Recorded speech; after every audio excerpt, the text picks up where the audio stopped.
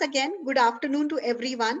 I welcome all the audience attendees who have joined us on YouTube for our webinar, that is quarantine webinars by industry leaders on Circle of Security, Human and Digital. Just a note to the attendees who have joined us on YouTube that we will be having a question and answer session towards the end of today's panel discussion. So if you have any queries, kindly put in your questions using the chat box on YouTube, and on your behalf, I will direct those questions to specific speakers. Another point to note here is that if any organization wishes to, partner with us for these webinars, which we do weekly, like we call them Webinar Fridays, so you can send in your queries to Mr. Vivek Shastri, and we'll share the details and the format of partnership with you. So with that, let's start with the panel discussion. Okay, just before that, a quick note to the people who might have joined us for the first time or might be unaware about what Creating Values is. So we are Creating Values, an ISO certified management consulting company, and we provide strategic advisory services across 4 domains. People and culture is our HR advisory arm. Technology and risk is our IT consulting arm. Business strategy consulting and brand strategy consulting. We have also initiated executive search services for crucial roles that an organization wishes to fulfill. So if you have any queries regarding any of our consulting services, please get in touch with us and we will walk you through our offerings. So prior to initiating today's panel discussion, just a note to our attendees about our next week's webinar, which is scheduled for 19th of June at 4 p.m. The topic is changing dynamics of talent management in unprecedented times. You know, this current pandemic has certainly taught us a lot of things on IT front as well as on HR front. And it has brought human capital and all the strategies around it to the forefront. So the next week's discussion would be between Dr. Siraj Rahman and Mr. Anshul Dureja, and they will be talking about how talent management and the strategies around it need to adapt with changing times, or rather, let's take a step ahead and be ahead of times. So that would be the discussion for next week on 19th of June at 4 p.m. With that, I would initiate today's discussion with a brief context that I'll set. Prior to that, I welcome our esteemed speakers. Today's panel discussion is focused around not just the digital, but also the human aspect of building secure organizations. Let's hear from the speakers to address the elephant in the room. Is information security the responsibility of IT alone? It becomes essential that IT leaders partner with their HR counterparts for effectiveness of the digital security interventions. The session is formatted as a panel discussion. I am Sujata Sa, the Associate Director of Creating Values, and I have the privilege of moderating today's session with distinguished panel members. We have with us Mr. Jitendra Singh, CIO, JK Cement Limited. He is a digital leader with over 27 years of experience in business excellence and has handled leadership and senior roles in IT at multiple companies, apart from JK Cement, such as Nagarjuna Fertilizers and Chemicals Limited, HIL Limited, Jubilant Life Sciences, etc. He is well known for his passion, hard work, and perseverance amongst top professionals. He believes that CIOs should be customer centric and should be actively involved in management decisions of strategic importance. Our next speaker is Mr. Atul Govil, CTO, Head SAP and IT for India Glycols Limited. He has more than 2 decades of professional experience. He is also a member of the Risk Management Committee within his company. He has more than 10 years of experience in industrial automation, controls, advanced process control, and energy optimization systems. Board member for Indus Indian users of SAP. He is also engaged with educational institutions of repute and is currently visiting faculty for India's leading management institute. We have also been joined by Mr. Vivek Shastri, the Associate Director at Creating Values. He comes with diversified professional experience involving business side interventions and responsibilities, including strategy development as well as technology and risk management. He has led multiple complex assignments for various organizations across management consulting, oil and gas, manufacturing, global sciences, etc. He is responsible for successful management and implementation of IT strategy roadmap, including all aspects of project and program management. So let's start with our discussion for today. When we talk about human risk, we tend to imply that humans, that is employees, are the weakest link in terms of digital security. It is strongly suggested that a mindset shift is required here. Humans are not the weakest link, rather they become the primary target since organizations may tend to invest less in terms of enhancing user awareness. On the other hand, organizations spend substantial part of the IT budget on security tools, processes, and compliances. A CIO survey found that 69% of Indian organizations are at risk of data breaches. Data breaches cost Indian organizations an average of around 12.8 crores from July 2018 to April 2019 as per an IBM report. India ranked 15th in terms of total cost of breach as per a 2019 study. A recent incident that most of us might have read about is Honda's global operations were hit by cyber attack. Some cybersecurity experts have suspected that it could be a ransomware attack. However, the company has insisted that no data has been breached.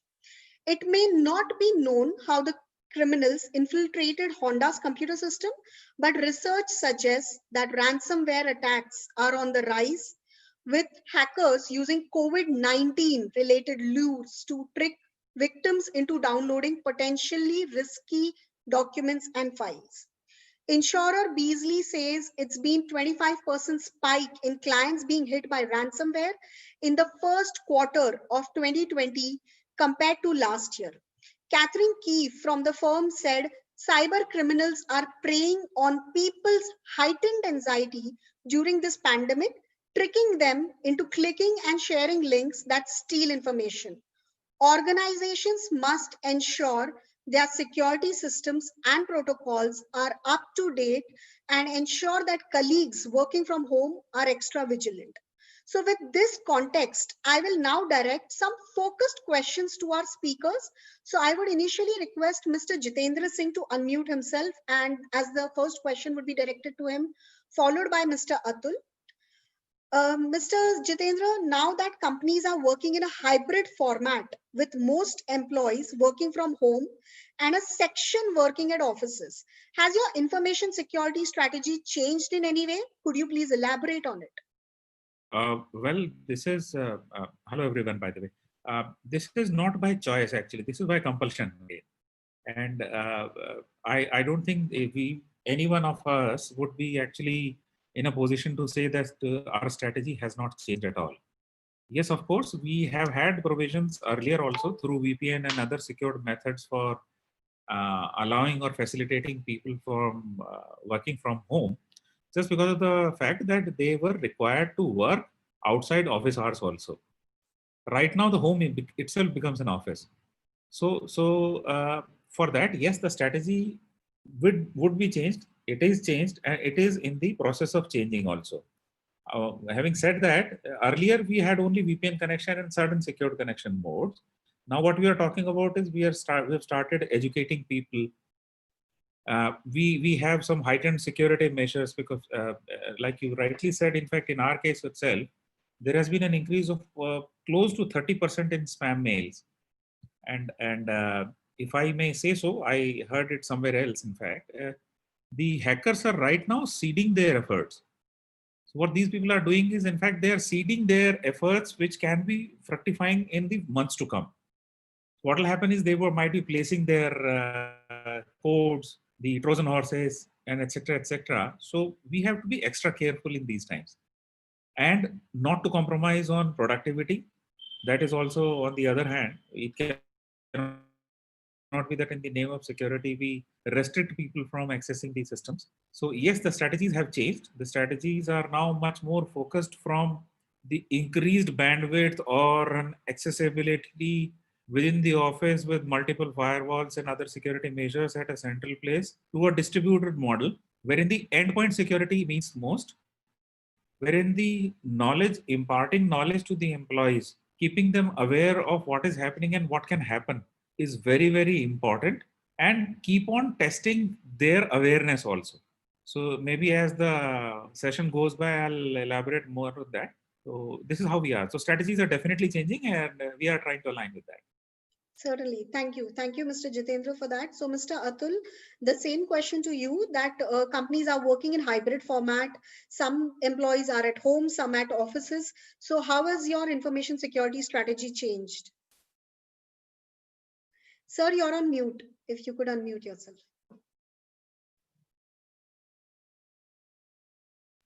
Okay. Am I audible now? Yes, sir, you are. Yeah, very good. So, very good evening to all, and I think it's a very pertinent question. The one thing which we have realized, and in fact most of us would have realized, that while the world continues to struggle with the COVID crisis, I think cyber criminals have continued to run riot. So they've been hyperactive in these times, and what we also know, there was an article which I read in a leading daily some time back, which said that it's only the cyber security linked jobs which are continuing to prosper in these situations. Otherwise, all other jobs and category of jobs are affected by virus, so to say. So that was on a lighter note, but just to give my perspective about this particular point, that we were all prepared that there would be a lockdown. No doubt that we had that thought in mind that there would be a lockdown, considering we had situations in other countries as well. However, we never really imagined that the lockdown would extend for more than 50 days, so to say. And what actually happened is that we had almost around 100% of our employees which were supposed to work from home at a given point of time. And considering that we are in manufacturing, I give you a context that there is a company called LG Chemicals, which we would have all heard about some time back. There was a big gas leakage out there. And the basic issue which happened there was that though the plant was under lockdown, and the employees were not accessible out there, but still, even in a shutdown plant also, there are parameters which need to be monitored closely on a ongoing manner, so that you make sure that the pressure, temperature, and other parameters are being controlled, so to say, of all inventory items. So the issue which I am trying to focus on is that in a manufacturing setup, even if the plant is under shutdown, still you may need remote monitoring enabled. It's not just about business communication, it's not just about accessibility to enterprise applications like the ERP or the mails or any other SharePoints or the likes. It's also about the OT infra. So, we all know this LG Chemicals, it resulted into multiple deaths, and also hundreds of individuals called up sick. So which means that today, if you see remote working and remote accessibility of IT and both OT infra is paramount. Now, having said that, there are certainly, as Jitendra ji also pointed out, there were basic hygiene and controls which were implemented and which were there in our organization as well. And what we also did as a part of the steering committee, which we constituted to handle and mitigate the COVID issues, we figured out that let's identify those 15%, 10 to 15% of employees in each department who would be required to work from home in case of a brief lockdown. That's the planning which we started before the lockdown actually happened. And then we enabled them with all the tools so that in case of an eventuality, they at least the mandatory work doesn't suffer. However, then as time progressed, we realized that work wouldn't continue with just the 15% employees. We needed to enable more. So then thereafter, we actually added our SSL VPN clients and other with endpoint protections, and also made sure that we had enough endpoints available. We also looked at tunneling all access through the corporate firewall, so that filtration of data is there, or of access controls is there. We made sure that the unnecessary devices and accesses are deactivated. So there are multitude of actions which we took, and of course it required two focused areas. One which was focused on the business continuity, and second, which was more important, was on the employee health and well-being. Because even you can do everything, you can have the best of strategies, but if the employee is not in the right mindset, is not well prepared, then you can't as well, you know the rest, all strategies will fall flat. So we focus on both these aspects, so that, and we you would not believe, we conducted yoga sessions for our employees through yoga experts.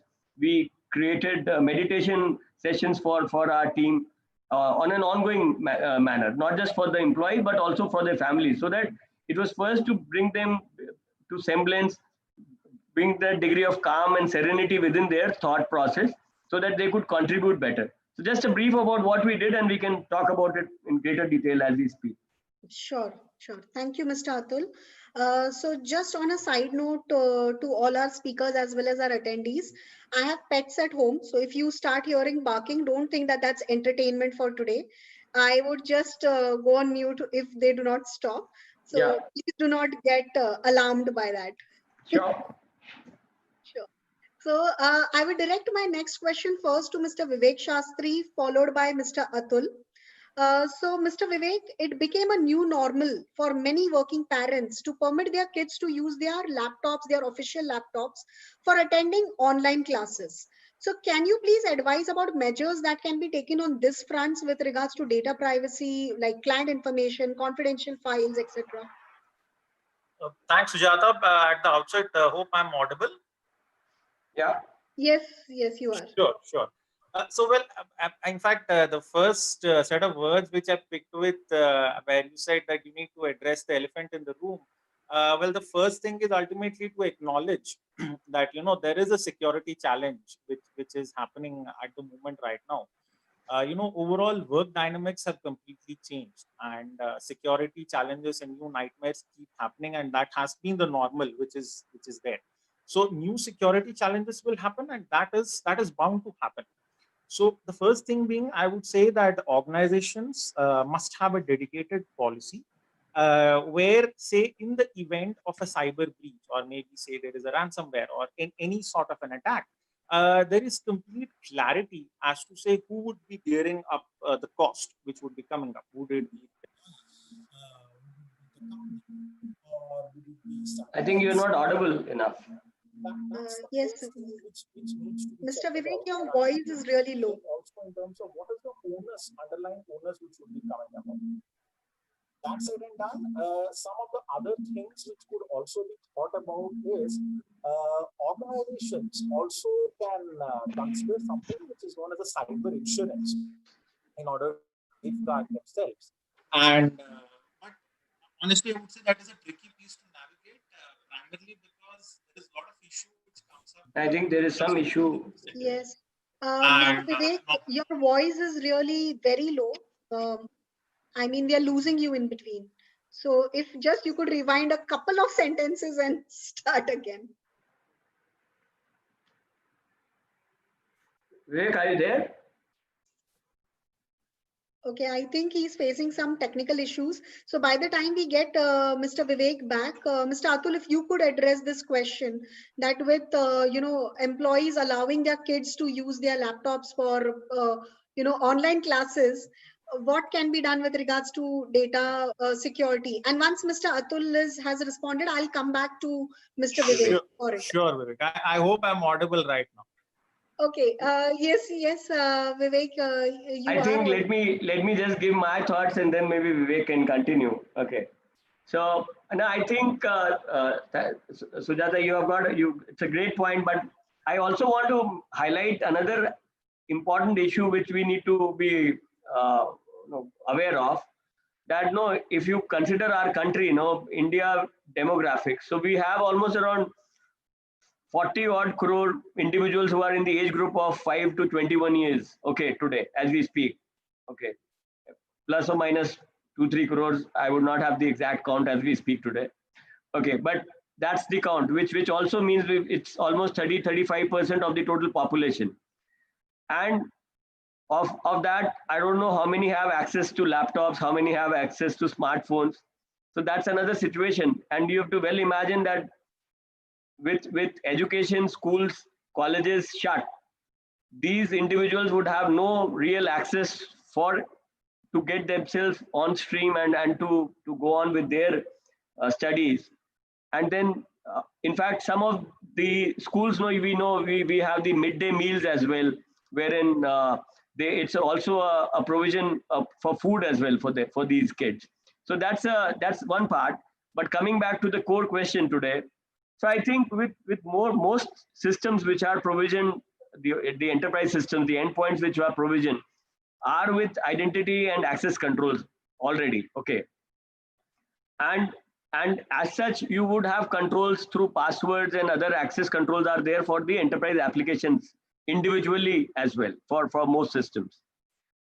In addition, enterprises, I will not talk specifically about my company, but because it's I don't think it may be appropriate. But in most companies, you also have a DLP in place. Okay, you have a data leak prevention policy and a solution in place. In addition, you have the antivirus and the content controls which are there. So which makes it pretty much a secure device, so to say. And if anybody's kid or my kid were to access some classes, so to say, I don't think it may bring a big difference. I think it's far less harmful than accessing any other channel or any other content which is not appropriate. I think from that standpoint, with due controls in place, I don't think that's a bigger challenge. Howsoever, as I said, if there are machines now which do not have those controls in place, then of course you may have issues of privacy, so to say. I think that's my limited point, and maybe our Vivek can add some more points out on this. Yes. So Vivek, yes, Mr. Vivek, I would request you. Yeah, thank you for unmuting. So now I hope we can hear you clearly. I hope so too. I hope my voice is clear now. You're better now. Go on. Okay. Thank you. So well, to start with, I would say a couple of pieces. One is in terms of acknowledging that these sort of problems are bound to happen. Of course, there are a lot of security precautions which organizations are taking these days with regards to the secure connections which are being provided. But there would still be a large diaspora of organizations where possibly still a lot of work needs to be done. So acknowledging that when work intersects all at our sort of family work place in a way, there are certain challenges which are bound to happen. Organizations can also possibly think about having a dedicated IT policy where there is complete clarity, say in the event of a cyber breach, or maybe say there is a ransom attack, or maybe anything of that sort. There is clarity with regards to who would be having the onus. I mean, who would be sharing the responsibility? Would it be the employee? Would it be the organization, or would it be a shared responsibility asset? So that is one thing which needs to be clear from a policy perspective. Thirdly, I would also say organizations can also consider something which is coming up a lot these days in terms of cyber insurance. That is something which a lot of organizations are taking, that because of the challenges and the threat landscape which is changing, a lot of organizations are subscribing to what is called a cyber insurance. But honestly, in an Indian context, if you see, the challenge remains that the claims ratio, and secondly, with regards to what percentage, say an organization can recover in terms of attack which happens, is very tricky. It's only to the range of about 10 to 15%, despite the overall amount which you may insure. So that is where possibly organizations could consider some sort of an external assistance. But that said and done, this is something which is very relevant these days in terms of cyber insurance, and organizations could consider something of this. Sure. Thank you. Thank you, Mr. Vivek, for sharing your views. Sujata, I just also want to add one more point. Yes. I think as we spoke about these endpoint protections which are required even while a system is in use for for personal purposes. I think today the situation is such that the antivirus and the anti-malware uh, solutions or applications which are there for endpoint protection, if we have to consider that they are actually just a prevention software. There is no constant analysis and monitoring being done of these packages with these endpoints sitting in various homes, okay, houses of or homes of employees. So they become easy targets. So what we also need to do is that either we have some kind of a performance or a usage monitor which can track that, know how has the endpoint been used in the last 1 day, 2 days, so that we keep a track about the utilization as well of the system, not just leaving it to the endpoint and the antivirus to do its solo work. Yeah. Sure. Thank you. So I would direct my next question to Mr. Jitendra first, and then followed by a response by Mr. Atul. How have you been able to enhance user awareness, or better, how have you collaborated with HR leadership to maintain high level of digital security? Mr. Jitendra, if you could share first. Yeah. In fact, I think within the HR perspective, when it comes to collaboration with HR, can you hear me? Am I audible? yeah, it is better. It is better. Yeah. It's better. Yes. Okay. What I am saying is that when it comes to collaboration with HR, there is a learning and development module wherein we post our video or different modules, but this time it was more focused towards information security, how phishing attack happens, how man in the middle attack happens, and how do we actually make sure that we unknowingly does not become a victim of some hack attack and then the organization. So this was one piece. Second is what we did was we joined hands with one of the organizations wherein we had sent some emails with actually Mr. Jitendra, actually, there is JDS. some connectivity issue. So if you could turn off your video, maybe we'll be able to hear you better. And if you could restart from your okay. second point. Yes. Sure. Is it better now? Yeah. Yes, it's better. Yeah, go on. Don't learn.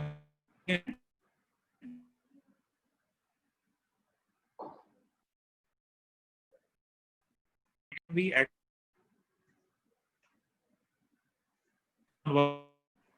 Mr. Jitendra, we can't hear you.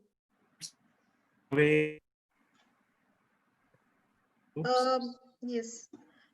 Vivek has shifted his problem to me now.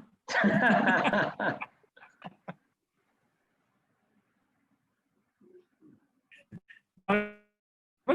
No, I think you're not audible, Jitendra.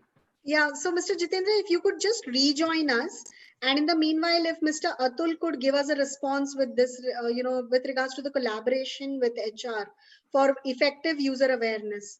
And in the meanwhile, if Mr. Jitendra could rejoin us. Yeah. Shall I? Yes, sir, please. So I think collaboration with HR, and not just HR, I would say, because HR is all but a department. So I would say HR, not just from a department standpoint, but human resource largely. I think collaboration, as I mentioned, we got into individuals' homes and talking about yoga, talking about meditation. So we did all of that. Okay. And we realized that it was not just about work, it was about connecting and making sure and telling them that everything is all right and they don't have to worry, because it's not just about the virus, it's also about a lot of negative news which is floating around, that so many job losses happening, people are cutting costs, all that, salary is not coming, deduction salary being cut left, right, center. So there was a lot of ambiguity, a lot of negativity which was being spread, good or bad, whatever. So we realized that we need to collaborate, and so through HR, of course, the department, I have because my role is not just about doing tech. Okay, my role is also to drive business transformation initiative. So which entails me to engage with not just the HR but other business leaders on a almost day-to-day basis, because in fact there are some HR interventions, those deep HR interventions. It could be around performance management, and I'm not saying performance management in terms of the IT tool. I'm saying performance management or assessment of the employees at large, which I as a transformation head here work along with HR. So we share a good rapport and good working all as such. But of course, with COVID, what we did is that no, we had these daily interactions. As I said, we constituted a steerco, and every day, barring a Sunday maybe, we had these daily interactions of what's going right, what's going wrong, not just from a business continuity standpoint, but also from a cyber security standpoint. There were pointers which were getting discussed. We were also sharing examples of how some or the other companies were getting compromised due to phishing attacks or due to other issues, so that it became like a ready reckoner that no, these are things which are happening, so you don't have to reinvent the thing. So you have to think through that no, these are things which are happening. So we better be careful, because if you keep talking about something that no, you should not do this, you should not do that, without any specific example, it doesn't hit where it should. So from that standpoint, we made sure that we keep repeatedly sending out those messages, sharing it not just with the business leaders, but also with the accounts team and other individuals who are supposed to make transactions, financial transactions in particular, or those who are engaged in the operation side, so that they are to that degree more cautious and vigilant towards such messages and such links. So this is what we broadly did, as I said. But at the same time, we also realized that no, it was because individuals were confined to their homes with limited access to the outside world. So whatever impulse we gave initially, it was only for those few minutes, and then they were still again got drowned in the whole negative thing around. So then we realized that no, we need to do something beyond. So we got into these sessions, as I said, so that we also could do healing and engage with their family. And we also clearly mentioned that no, why you should do this with this. We arrange cooking classes and all that. No, we were something which we never have had thought of, something. So we actually truly played the role of a good HR, so to say. And there was little much differentiating between an IT and an HR department as we Yes. speak. So Yeah. what you said is absolutely bang on. First of all, that to have a case study based approach Yeah. when it comes to driving user awareness with regards to information and digital security. Yeah. So having a case study based approach and reinforcing these messages so that people can remember about even the the minutest details and some tips and tricks. So thank you for that, Mr. Atul. And So I'm sorry, Sujata, I'll just also want to conclude before because I have to leave for a call. So I just want to also make a point that no, it's cybersecurity. If you talk about no, it's not just about having the right tools. In fact, it is as much about people, skilled professionals to make sense of that tool. Because no, unless you make sense out of those voluminous information and act on it, it will be it's just a tool, so to say. And as is said that no, technology will be, and it will always be as powerful as the team which is deploying and maintaining it. It's true. It's you can have the best of technologies, but if the team implementing or deploying or maintaining is not as competent enough, you would still have issues, larger issues, because you would not be aware of these issues hitting you. So I think that's the limited point I wanted to make. Thank you for having me here, and maybe let me hear out what Jitenji has to say. Certainly. So, Mr. Jitendra, if you could share your views. Am I audible now? Yeah. Certainly, sir. Am I audible now? Certainly. Very much. So, okay, first point was already home. So the second point is, in fact, to reinforce what Atul also said, what we did was we ran simulations, in fact, with respect to security breaches. What we did was we sent phishing emails to people with a slight tweaking of name, like JKCEMNET instead of ENT. And with Amazon vouchers on cards and gifts and giveaways for them, and asking them to submit their details. Some of them actually, a good percentage of them actually fell victim to that. And those, am I audible? Yeah. Okay. And in fact, these people were then informed individually. Then they were redirected towards the videos which specifically demonstrated them that how they were hacked, and not to fall prey to such emails. And then the second simulation attack also happened within next 45 days. And then few percentage of that again fell prey to it. Because it's very hard to actually give away the temptation of not having an Amazon voucher or something like that. But this actually reinforced the awareness. And in fact, before that, there was one more point that within our, we are on Microsoft. So within our Microsoft configuration for emails, we have deliberately actually displayed a message wherever there is not it is from outside the organization, it actually flags and says that this is from outside JK Cement. So despite of that, people thought that this is from my HR, and we are giving all those things. And for HR specifically, because HR will recognize, then the separate simulation campaign was done. So to say, about 7 simulation campaigns were done. And it was actually very well taken in later stage. Initially, people felt very bad about it, in fact, because their intellect is challenged, in fact. So just to keep that, we did not make it public. On an individual basis, the automated emails went and specific videos were shown to them. And now, as we speak, the awareness level is slightly higher than what it was earlier. And we keep on reinforcing those things. This is how we do it. Sure. Thank you, Mr. Jitendra. And actually, we'll be continuing our panel discussion from here on with Mr. Jitendra and Mr. Vivek, since Mr. Atul Govil has another commitment. And so he was to be with us only till 4:45. Sir, we still have 4 minutes. So if for 4 minutes you could stay on and listen to the Yeah, I'm here. I am keeping a close watch on the watch. Sure. Yeah. So with that, I would direct my next question again to Mr. Jitendra, that recently there was an article wherein the need that IT professionals shall also comply with insider trading prevention rules in current times was emphasized. What protocols or norms are you enforcing within your IT teams?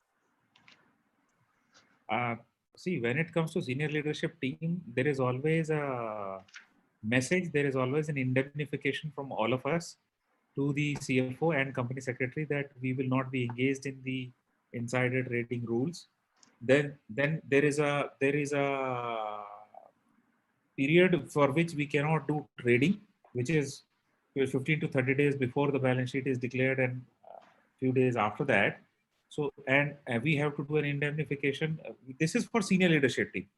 The same thing is being now percolated downwards for IT department as such. Everybody in IT will be required to sign off, will be required to declare that if themselves or their relations have actually involved in some kind of a trading related to JK Cement Limited. And this will be keeping a close watch on this. Since this is not a regulation as yet, this is only an indication. But still, as a productive measure or as a measure which may happen tomorrow a reality, we've already started doing this. So we've started taking indemnification from our every IT person, including the off-roll people who are engaged in IT activities. We have certain outsourced agencies also. So we're getting it from them as well, because they are involved in the day-to-day transactions. They are managing my SAP also. So this is why, so that indemnification, that declaration is being taken from them as well. And also side by side, now since the horizon is increasing now, from leadership team, it's now actually the population which has to make the declaration is increasing. We are toying the idea of having a tool also which can take care of this. Little difficult job to do, but yes, we are in process of it. Sure. Thank you. Thank you, Mr. Jitendra. So the next question is for Mr. Vivek Shastri. If you could share, some of the ways for having effective user awareness beyond classroom trainings or e-learnings. Sure. Thanks, Sujata. I hope my voice is clear. Yes, it is. Although we've had a lot of technological issues today with IT experts with us. Yes, you know, This was maybe the shifting. It shifted to me, then it shifted to Atul for a few seconds. Now it's your turn, Sujata. Maybe. Okay, thanks for the question, Sujata. So, well, I would say a couple of things over here with regards to user awareness per se. So, you know, the focus on whenever any user awareness campaign or a cybersecurity campaign is being developed, I guess there are a couple of things which can be taken care of. One is focusing on must-haves. You know, there has to be certain must-haves or certain pillars which you need to build in your campaign.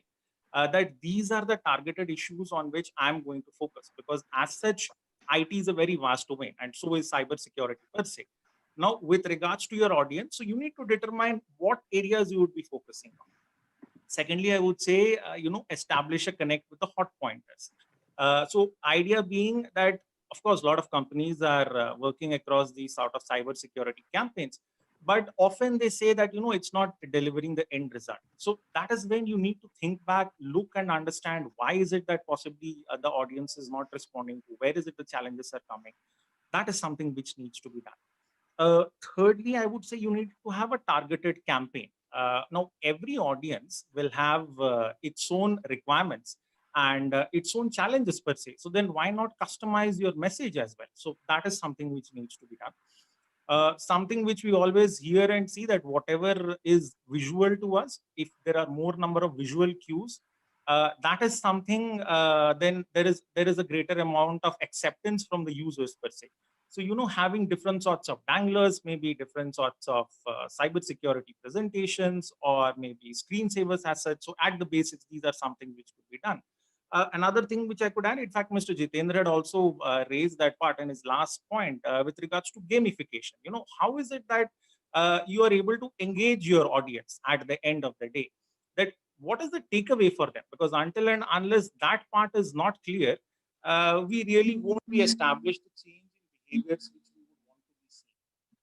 And last but not the least, if there is an acronym which I would always believe in, which is WIIFM, and that simply goes as to what's in it for me. You know, until and unless this key coin is answered as to what is it that the end user is going to get, and why should he be taking those cyber precautions? I mean, it's fine that you are going to give a plethora of information, but until and unless, you know, that is answered, regardless of your approach, regardless of the campaign which you are taking, there will always be challenges. So, you know, this is something which I would always add when working across any cybersecurity campaign as such, or any awareness program. Sure.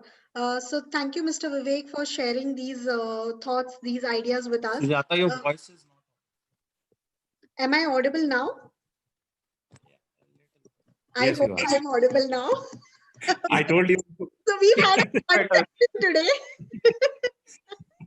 So the coin comes back to you now, Sujata. I just hope it stops now, but the buck stops here. Okay, so thank you, Mr. Vivek, for sharing those thoughts. We've been working with so many companies when it comes to user awareness, when it comes to change management, when it comes to creative ways of doing these things, and especially I've seen that organizations are becoming very progressive, very forthcoming when it comes to these measures. They do not think that only e-learning sessions would help.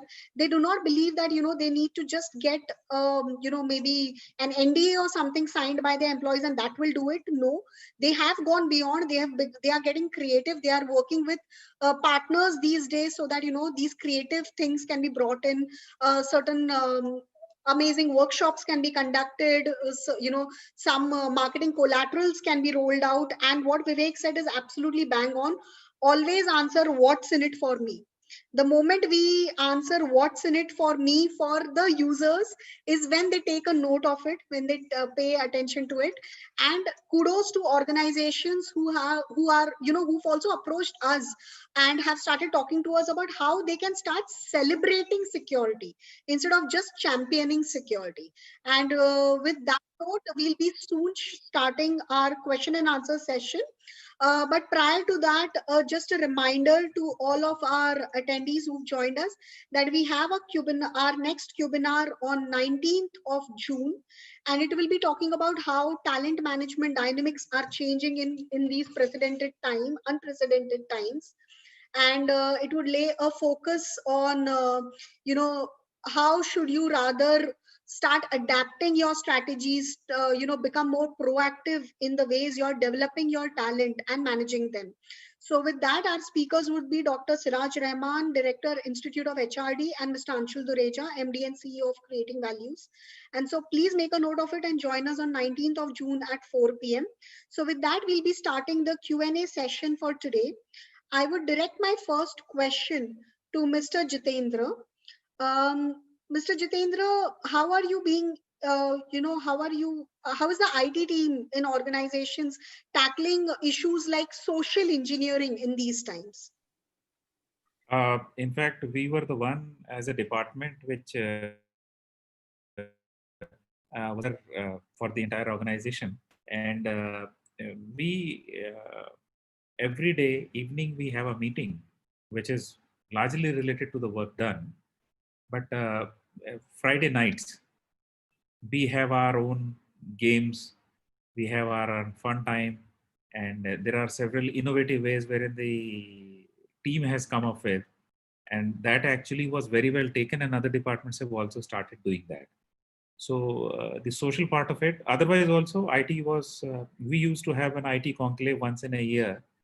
So with respect to that, now we are reimagining those things, what we did not do, how did we have fun and all those things. So it's all in the family kind of a thing.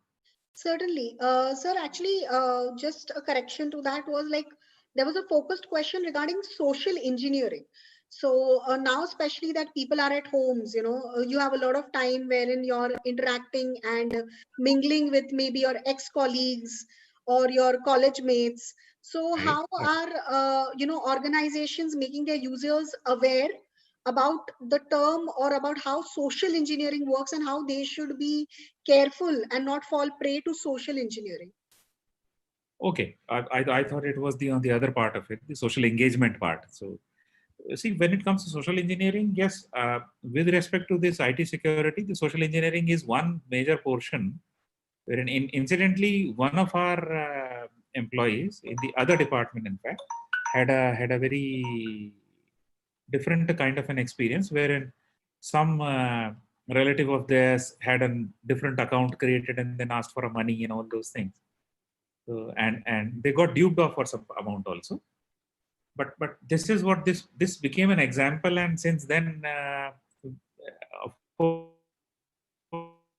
the IT team's portfolio has increased times now. People are engaging and asking several questions that how do I respond and how do I make a case towards it, and what to be done, what is to be done, what not to be done. So these things are there. In fact, they are extending this education to their families and friends as well. This is not limited to employees right now, but yes, this education and awareness is making waves. And though you cannot guarantee that none of it will fructify, but yes, we've been successful till now. Sure, thank you. So, Mr. Vivek, the next question is for you. One of our attendees is asking this. Lots of organizations are now going for DLP. What are the prerequisites of implementing DLP? What could be the right strategy? Sure. I'd say this, a lot of organizations these days are understanding the importance of the word data as such. I mean, the amount of data which is there in an organization is increasing on a very large scale. So even before you consider a tool, I would say the first thing is any data classification which is going on, you need to require a broad-based awareness in terms of what is the organization's need and where is it that the data is residing in terms of the data assets as such. If you see data in any organization, or for that matter anywhere as well, it resides in three states as such. So you would have data could be at rest, data could be in process, or it could be in transit. Now, all these three states would require different sorts of technical solutions. But the primary thing which has to be done is in terms of having a structured data classification approach, even before you're going for the DLP tool per se. So you need to have dedicated sessions with the sort of different functions as such, identifying what is the different function, which are the different processes within an organization. then, coming in terms of understanding what is the risk matrix for each of those functions, understanding the impact of data in their respective operations. A lot of organizations are also typically classifying data in terms of, HBI being high business impact or medium business impact or low business impact. So these are the different things which need to be done, then possibly collating all this information and then having a structured approach. A tool-based approach is fine, and that is something, a tool is definitely essential, but I would say it is only a part of the wheel.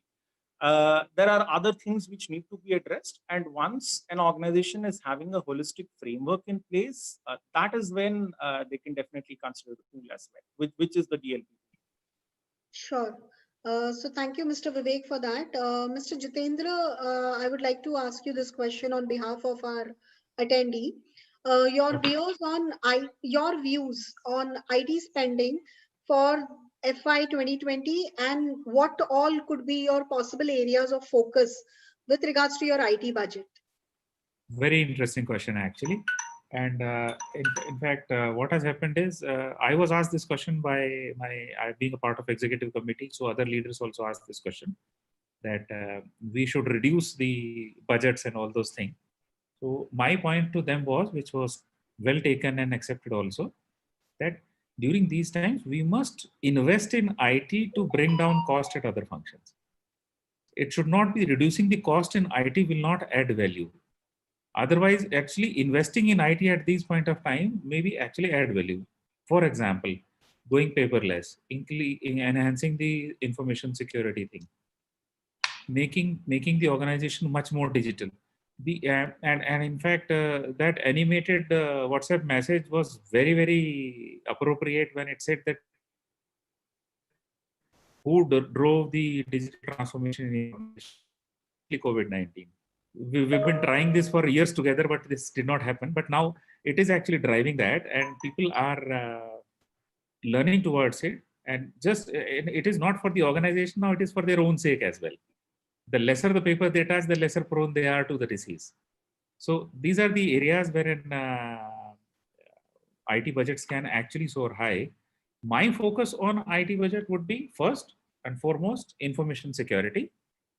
Second is making most of the portion of the processes digital, which includes the going through the BPM route, which includes going through the ERP route, the certain modules which were not taken up earlier. Then education, then making certain pieces which are very, very small in place, like canteen and guest house management, like mines management in cement and manufacturing industry, like plant maintenance module with the work permit management. Most of the organizations have plant management system, but work permit is still manual. Then you have security things. Then you have in-plant logistics things. These are certain things which are generally, I'm not being specific, but generally speaking, are ignored or are actually not looked at because there are other priorities.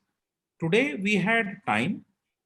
We must invest in that, including money, and then make use of the time available with other people also who earlier had a play that should we focus on our own function, running that function, or should we focus on the IT initiatives? Now, that time is also available with these people.